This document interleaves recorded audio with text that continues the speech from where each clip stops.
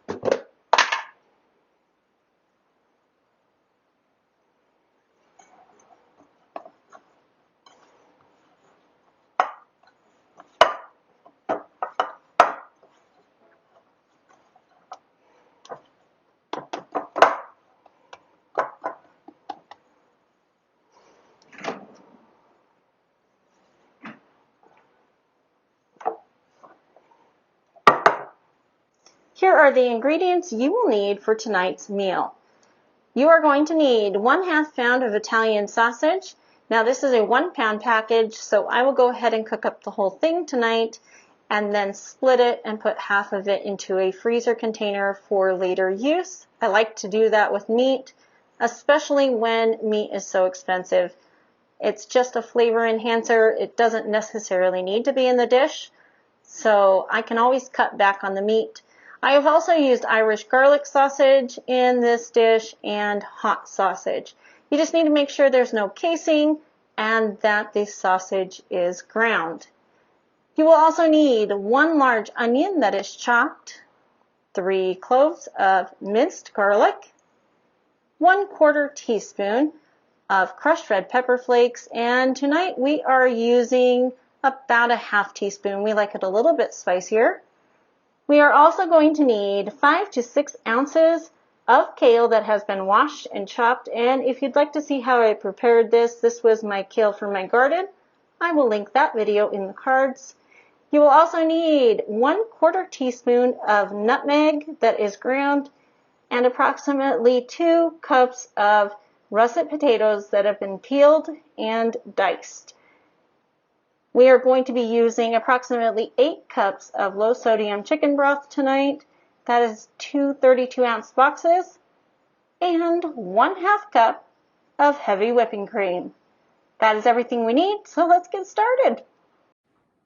All right, let's go ahead and get this started. We're going to turn our stove on to about medium heat. I want to get this heating up so it's nice and hot. We're going to put this entire package of sausage into this skillet, in this casserole dish. And we're just going to let that brown up. And while that is browning, I'm going to go ahead and get my bread ready to get into the oven, because it has been rising for a little while now, and I think it's going to work.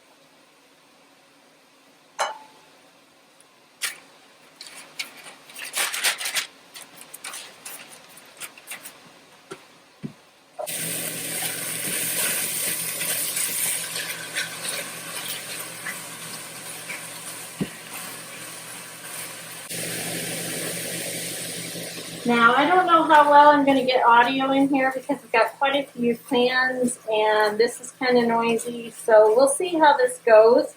I may have to voice it over, but I am just breaking up this sausage right now and getting it into the small crumbles I want for my soup.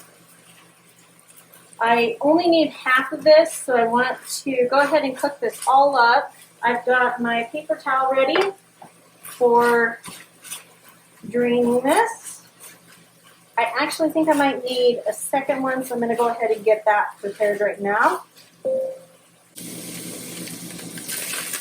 So my sausage is basically done here. I've got a lot of brown bits down at the bottom that are kind of sticking to the bottom of the pan. So I'm going to go ahead and put this onto my prepared paper towel lined plates. Again, I'm trying to get about half of this for tonight's meal, and the other half will go into the freezer.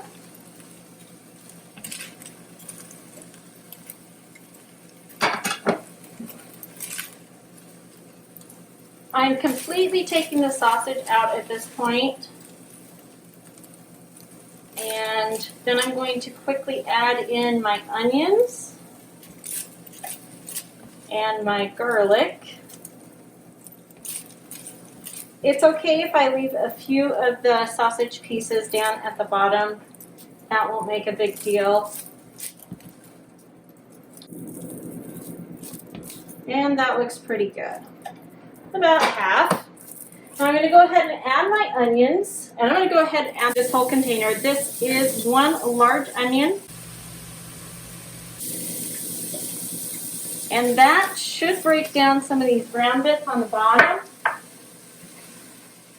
If I need to, I can add some broth right now as well to kind of help that along. So I'm going to go ahead and do that.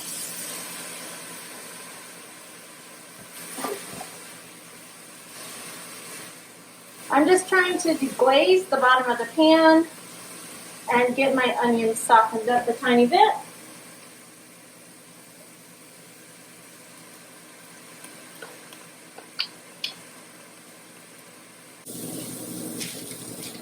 My oven just told me it is ready, so I'm going to go ahead and put this bread in here. This is a very rustic loaf. It didn't raise a whole lot, but it is doing better than I expected. So I'm going to cook that for about 20 minutes at 450 degrees. And in the meantime, we're just getting these onions reduced and almost caramelized. All right, our onions are pretty much at the point where I want to add the garlic. So I'm going to go ahead and add my garlic now. I don't want to add my garlic too soon because garlic actually burns very quickly. So I'll get that garlic in there.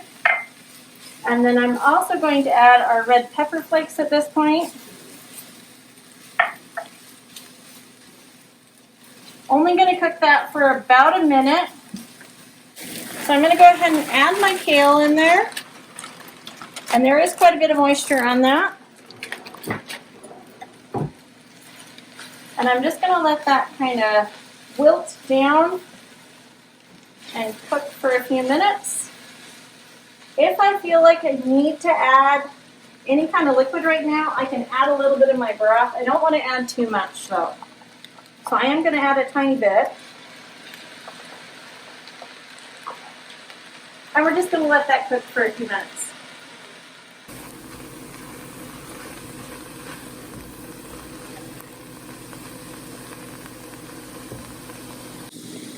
Okay, now I want to add that 1/4 teaspoon of nutmeg. You can see my kale has very much wilted down. It looked like a lot more than this. That happens often with leafy greens. And immediately the smell in here is so much different. That nutmeg is the key ingredient in this. I'm going to add back my sausage at this point that has been draining on the paper towel. And I'm going to add all of my potatoes.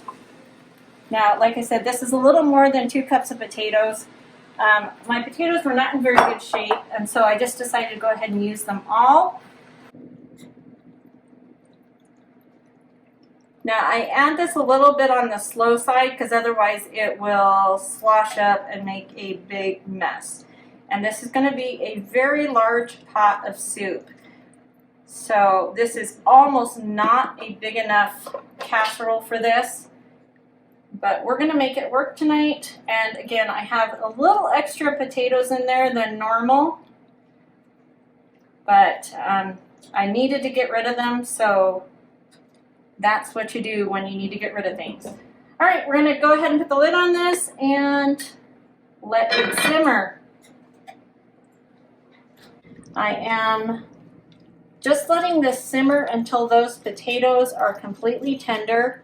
This may take a little bit longer. This is a pretty hefty amount of soup tonight. So I'm going to go ahead and keep the lid on there. It is just barely at that simmering stage. And I just had my timer go off for my bread. So I'm going to go ahead and check that. Oh, that's looking really good. Yep, I think that's done. So we're going to go ahead and take that out. And we'll let that sit on the stove and cool. And hopefully that will take care of one extra fan in the room that is making lots of noise. So we're just waiting on the soup now.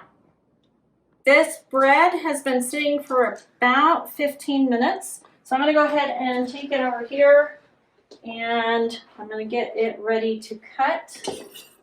And we'll see how it did. It feels really good on the outside. It's got a nice soft texture. Oh yeah, that looks good. So I want to go ahead and check the potatoes to see if they are tender. And they are getting close. I think I want to give them about 5 more minutes. They're still not giving too much with the knife.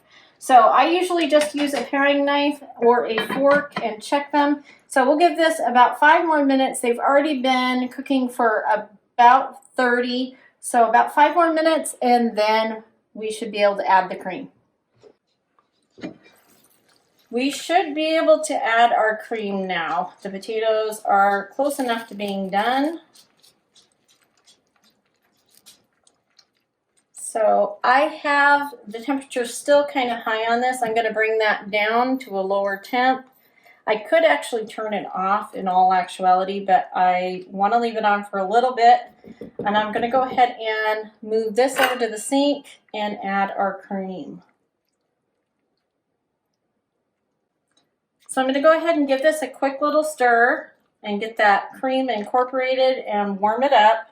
I don't want this to boil or anything like that. And this is a very brothy soup. The only starch in it would be the potatoes, and since they haven't broken down enough yet to actually thicken the soup, it is very brothy. We're going to go ahead and serve this up.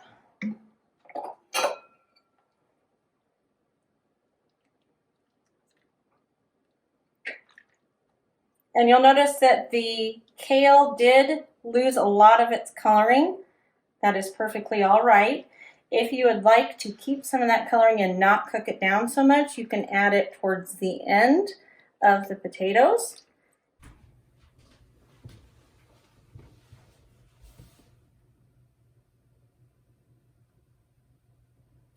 Well, friends, that's going to do it for us tonight. We made our spicy kale soup recipe, and I was able to make up that expired box of sourdough bread.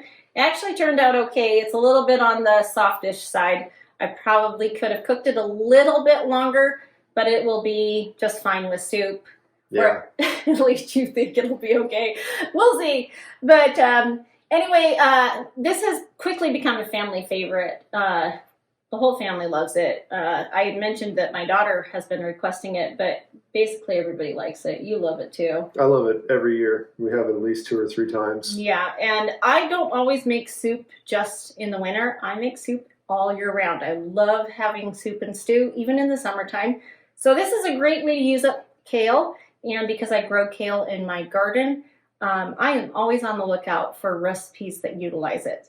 So I hope this has been helpful for you. I will leave the full recipe in the description, and we hope you're having a lovely day wherever you are, and we'll talk to you soon. Bye.